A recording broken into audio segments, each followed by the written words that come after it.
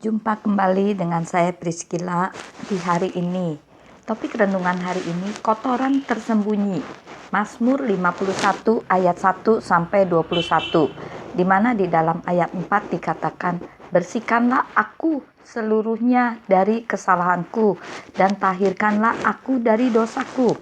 Nah, teman-teman, Mazmur Daud ini ditulis ketika ia ditegur oleh Nabi Nathan mengenai masalah perselingkuhannya dengan Batseba. Daud segera mengerti dan serta-merta menerima teguran ini karena sesungguhnya sebagai orang yang mengenal kebenaran, ia sangat tertekan akan kesalahan dan dosa yang dibuatnya itu.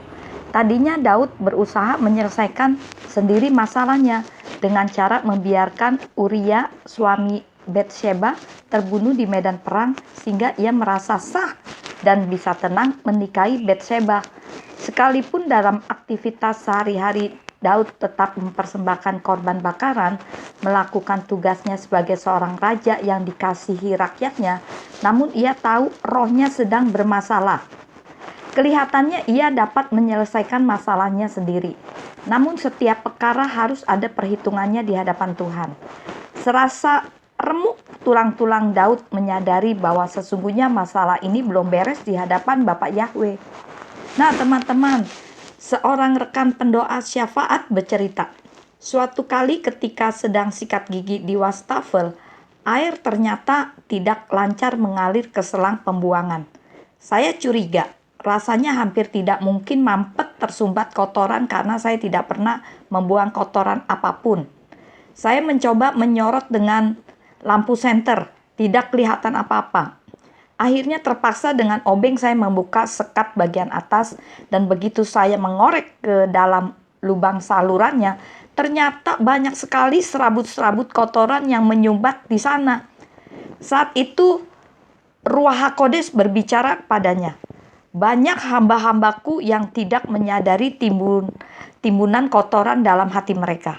Mereka merasa biasa-biasa saja, tetapi diam-diam melanggar firmanku dan menyimpannya sedikit demi sedikit, sampai akhirnya tersumbat dan terangku tidak lagi bisa menyinari dan tembus ke dalam hati mereka.